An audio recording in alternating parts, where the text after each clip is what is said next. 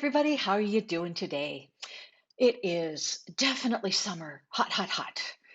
And before I get comments about my hair, my bangs are down to my nose and I've just put it up because it is super long as well. But it's also a hot day, so it's just up. Some people tell me they like my hair and other people tell me they don't. But anyway, that is not the focus of the Oldish broadcast. Not now, not ever. So, what I want to talk with you today is a new word that I learned just the other day.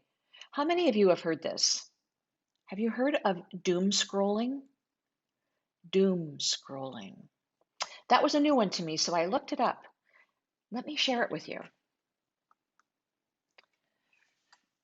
When you keep scrolling through all your social media feeds looking for the most upsetting news about the latest catastrophe, the amount of time spent doing this is directly proportional to how much worse you're going to feel after you're done. So, this is the Urban Dictionary. You always find all the latest new words in the Urban Dictionary. Dude, stop doom scrolling. It's going to make you feel worse. And that is absolutely the truth. That is absolutely the truth. So, doom scrolling, I find especially now that we are um, isolating.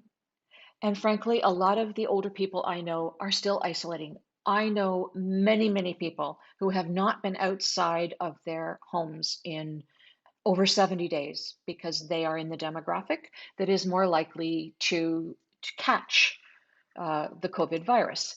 I don't know if you're hearing this dinging, but I keep getting messages and I keep quitting the application. So, anyway, there we go. I hope you're not hearing the dinging and it's bothering you. It's bothering me. Anyway, yes, they have not been outside their homes in over 70 days. And, when you look for things to do, you do tend to start scrolling through media and we maybe pay, I say we because it's all of us. We maybe pay more attention to some stories than others. And you know the adage about news coverage, blood cells.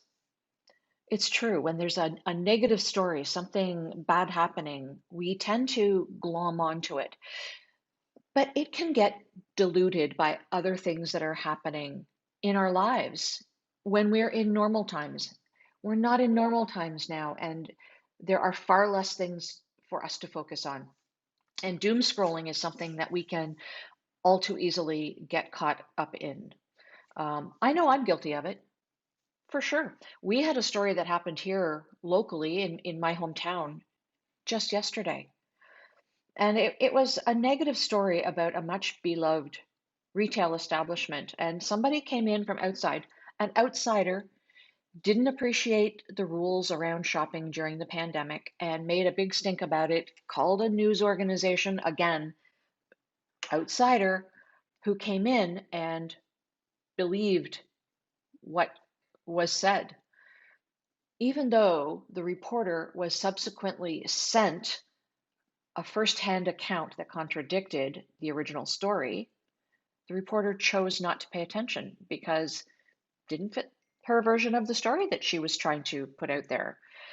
And so, people in the town who all love this store were just scrolling through and making comments and going down rabbit holes. And I'm one of them. I love that store. And, it was very hurtful to see outsiders come in and be able to do this.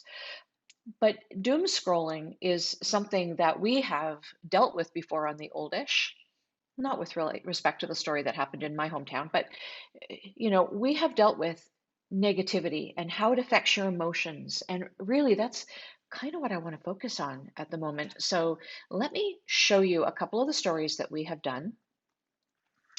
Now, we will go to this one, negative thinking patterns linked with dementia.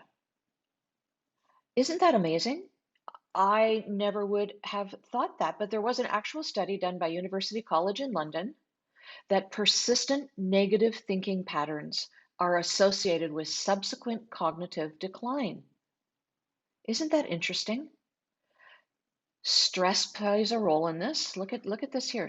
Researchers suggest that stress caused by repetitive negative thinking may have a psychological impact on high blood pressure and contribute to amyloid and tau protein buildup in the brain.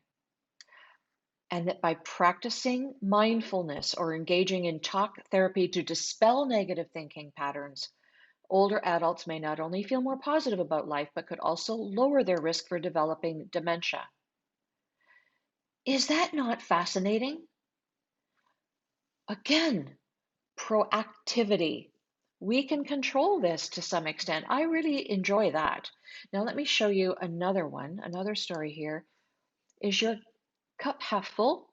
How attitude affects aging. I love that picture of this man pushing this woman who's wearing the pink boots in the wheelbarrow.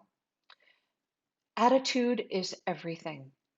A positive outlook translates into less stress and, as a result, healthier seniors.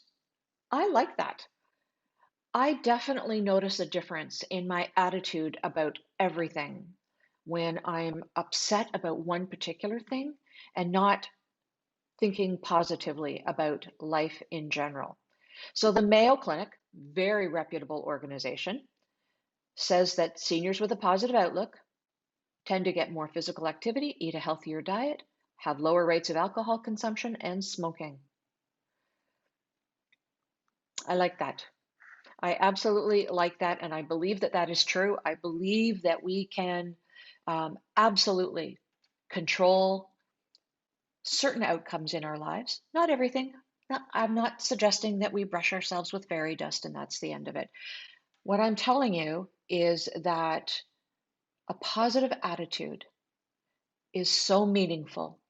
So, doom scrolling, not helpful. And I have stopped doom scrolling that story that was so negative in my local town. I went for a 5K walk this morning with my daughter and her dog. The sun is shining outside. It's a beautiful day. That is what I am going to focus on. It's not the same thing as not paying attention to relevant incidents in your life. Stuff comes up, you got to deal with it. You got to deal with what happens in your life. But focusing on the negative to the exclusion of the positive doesn't benefit any of us. So, always looking for that positive spin, looking for a reason to fill your glass half full instead of suck it dry is a really good thing. You people have been looking for positive things on our website as well over this entire year. Just out of curiosity, I looked to see what stories you were searching. And from January until now, I can tell you, not surprisingly, people, the top story, hair texture. It's a story about hair texture because we've all got this wild hair. I know in Ontario, hairdressers opened up last Friday. My hairdresser opened up on Monday. They had to get a health unit inspection. Clearly, I haven't been there yet. I think it's going to be a little while until I can get in and get an appointment, but it's okay. Glass half full. I have scrunchies. I have lots of scrunchies. Hair texture was the number one story. The second most searched story was about how to store food to eliminate waste. I thought that was a really good story when we published it. It was published in the time of the pandemic, so still going on, but I'm impressed that so many people are looking for it. The third most searched story, boomers not heeding COVID orders. Get on that. And the fourth most searched story made me giggle. It was a story about friends with benefits. You know, no judgment. I don't know what y'all are doing in this time of isolation, but if you are looking for ways to keep your glass half full and that does it for you, good on you. Good for you. So those are the top stories searched at theoldish.com. For those of you who may have tuned in last Thursday to our Real Life Renos Facebook page, expecting to see the story that I promoted on The Oldish on last Wednesday, I do apologize. There was a mess up with the tech. Go figure. For some strange reason, There was no sound. Well, that's a lie. There was sound of my voice. There was no sound from our guest's voice, who, because of isolation, was uh, on Zoom. It was a Zoom call. For some reason, Zoom decided not to record his audio. So I am so sorry, but we are going to repeat that interview at a later date when we can link up our schedules, and we will bring that to you. It's a really interesting story about home modifications, and he is a contractor who is certified up the wazoo to do home modifications. So I wanted to talk to him about his process, his experiences, what he sees, and all of the positivity that can be had in someone's life when their home is switched around a little bit to work for them.